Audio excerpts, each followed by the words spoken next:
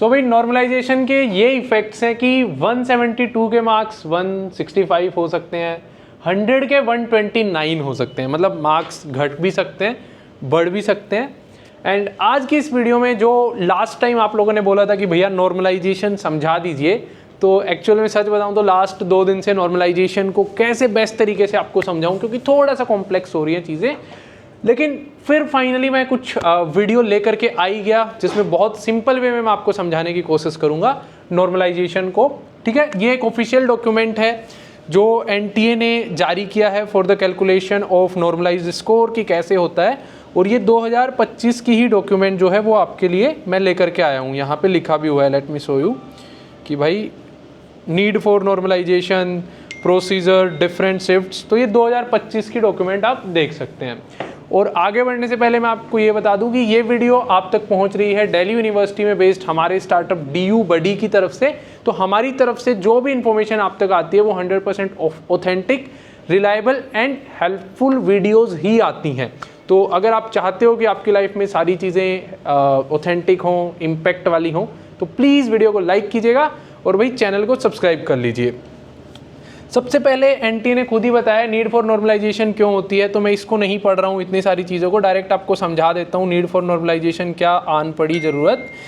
इसलिए नॉर्मलाइजेशन की ज़रूरत आन पड़ी कि एक जो सब्जेक्ट है उसका एग्ज़ाम डिफरेंट शिफ्ट्स में होता है। जैसे कि इंग्लिश का ही आप एग्जाम्पल लेंगे तो इंग्लिश का पेपर किसी दोस्त का आज हो रहा होगा, मतलब 8th मई को हो रहा होगा, किसी का कल हो रहा होगा, किसी को 9th मई को है, किसी का 12th मई को है, किसी का 1 जून को है। मतलब एक ही एग्ज़ाम जो है वो डिफरेंट शिफ्ट्स में एनटीए कंडक्ट करवाता है, एक ही सब्जेक्ट का डिफरेंट शिफ्ट्स में एग्जाम एनटीए कंडक्ट कराता है।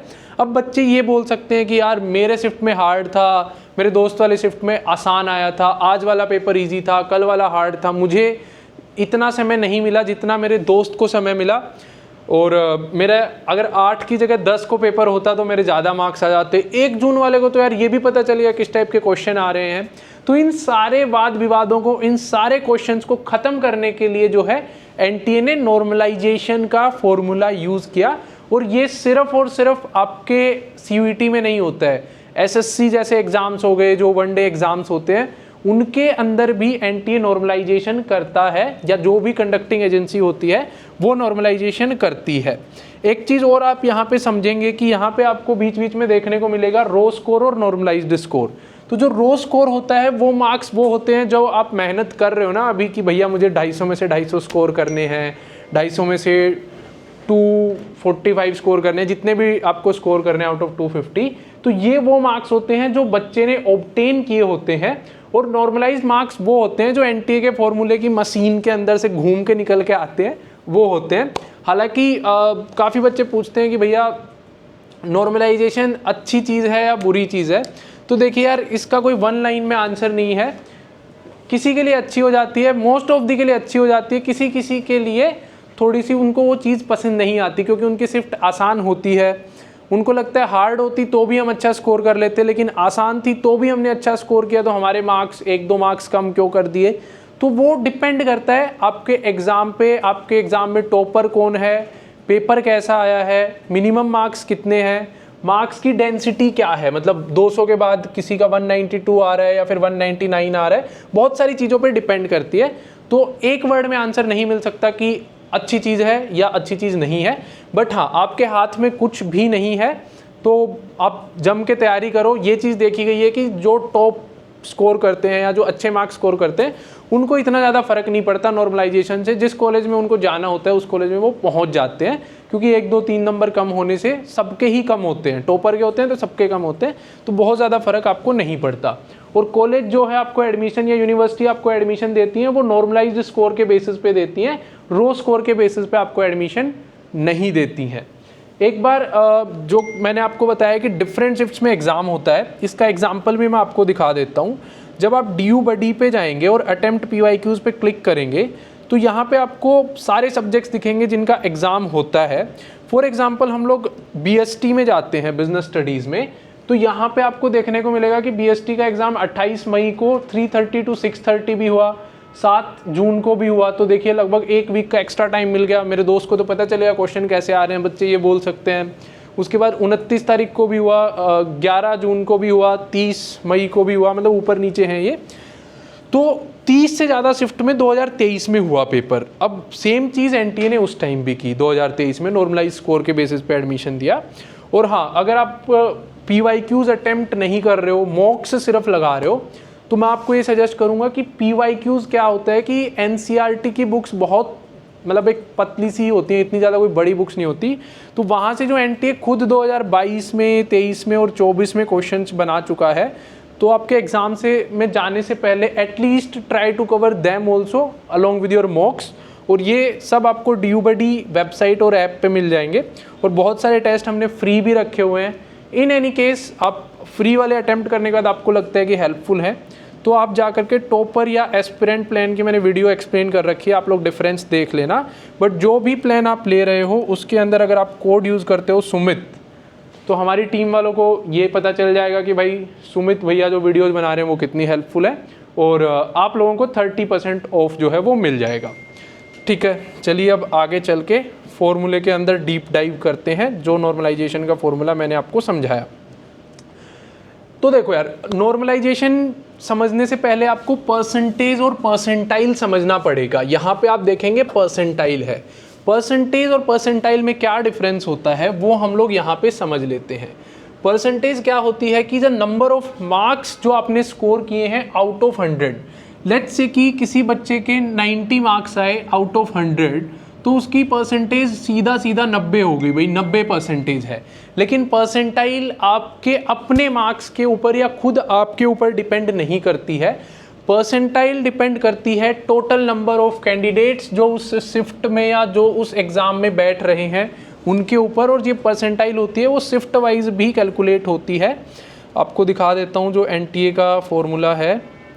परसेंटाइल स्कोर क्या होता है कि परसेंटाइल ये होता है कि आपके बराबर या आपके नीचे कितने लोगों ने मार्क्स स्कोर किया और टोटल नंबर ऑफ कैंडिडेट्स कितने हैं उस सेशन के अंदर इनटू 100, ये बनाता है आपका परसेंटाइल स्कोर। दैट मीन्स कि परसेंटाइल भाई सिर्फ और सिर्फ आपके ऊपर डिपेंड, आपके मार्क्स पे डिपेंड नहीं करता।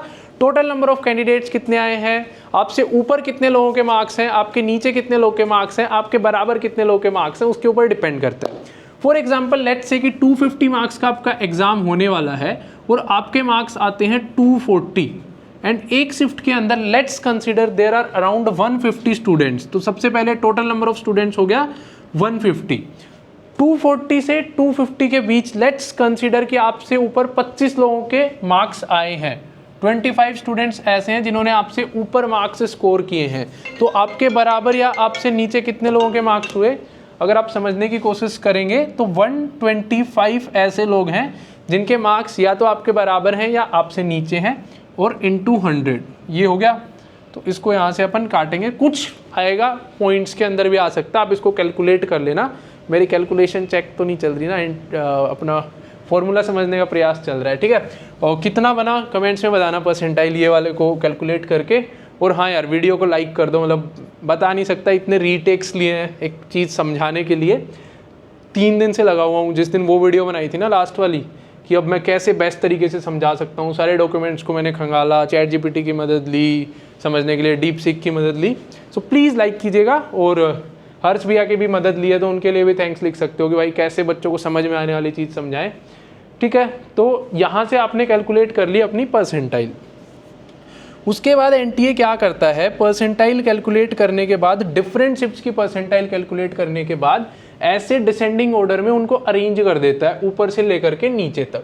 सारी परसेंटाइल को ऊपर से लेकर के नीचे तक अरेंज कर देगा, ठीक है। ये आप देखेंगे डिसेंडिंग ऑर्डर में परसेंटाइल है। हाँ, ये भी हो सकता है कि किसी शिफ्ट में ये परसेंटाइल बन रही हो, दूसरी शिफ्ट में वो परसेंटाइल ही ना बन रही हो, तो उसके लिए एनटीए डैश छोड़ देता है।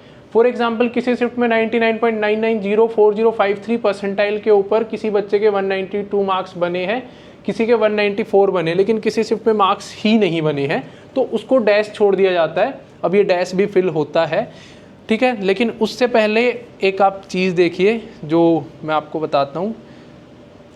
उस डैश को फिल करने के बाद, वो डैश कैसे फिल होता है वो मैं आपको बताऊँगा, लेकिन ये जो आपका नॉर्मलाइज्ड स्कोर निकलता है, जो यहाँ पे निकला हुआ है, वो सिंपली इन सब का सम निकला हुआ है। 200, 194, 188, 200 और ये मार्क्स बनते हैं फाइनली 100 परसेंटाइल वाले बच्चे के, जो क्योंकि यहाँ पे 100 परसेंटाइल दी गई है। तो इन सब का एवरेज जो होगा वो आपका नॉर्मलाइज्ड मार्क्स होगा।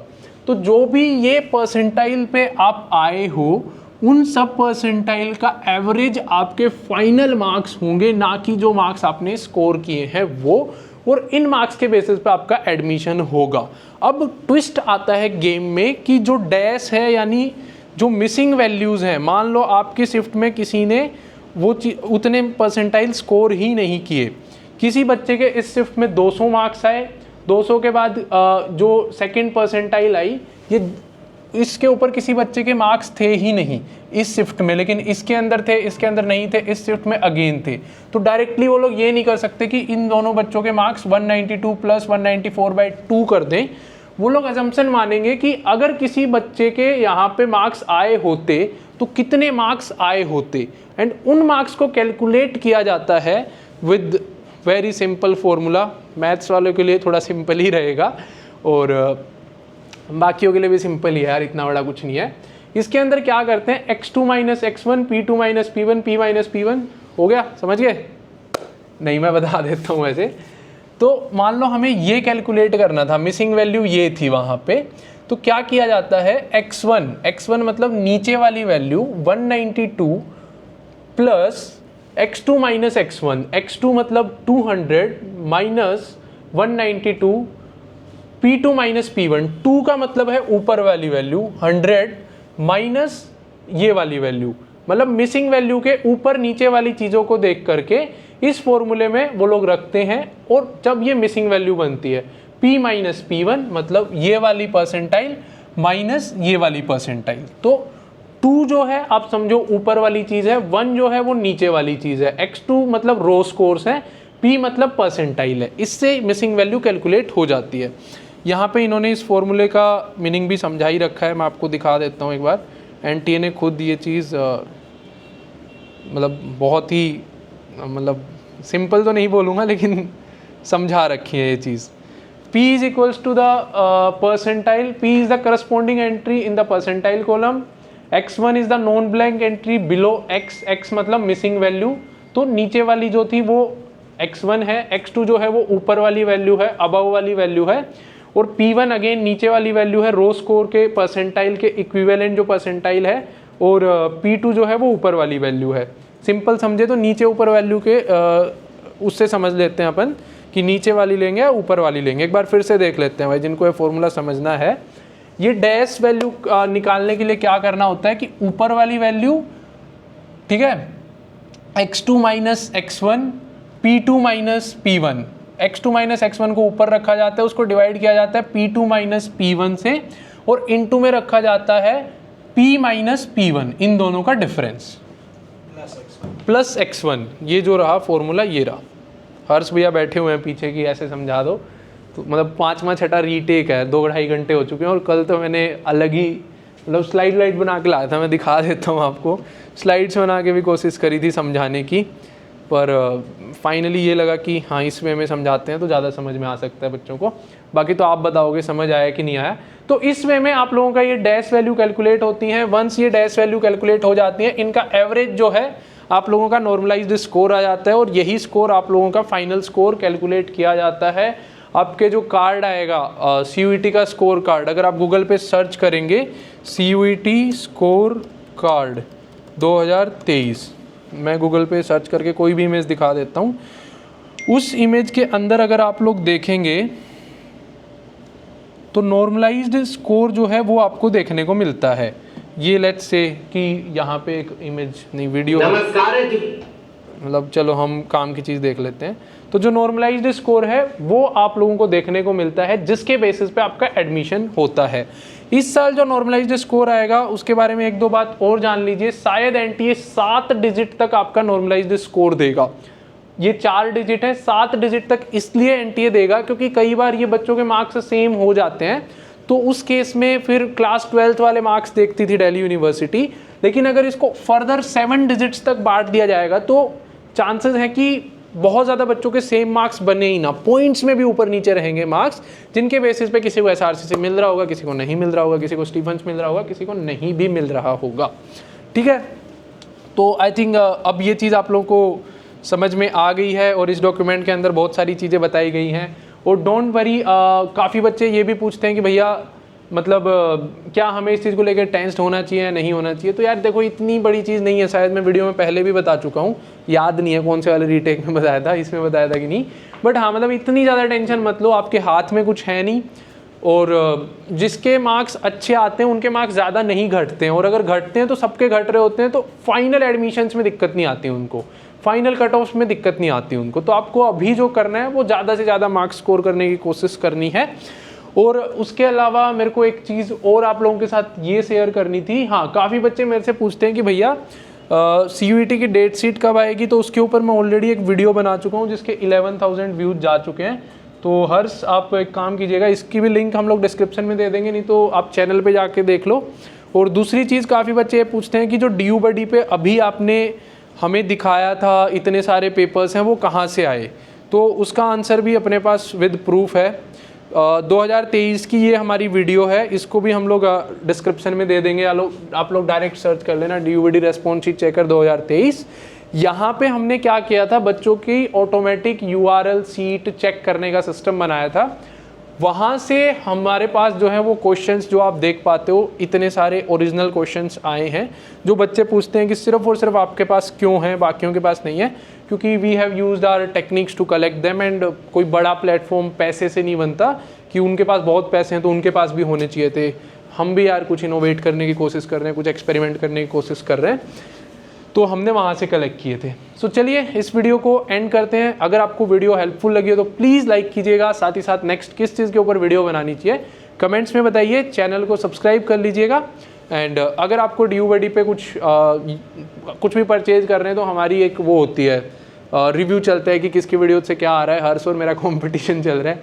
तो please use my code SUMIT SUMIT 30% discount के लिए। थैंक यू, बाय बाय, मिलते हैं नेक्स्ट वीडियो में।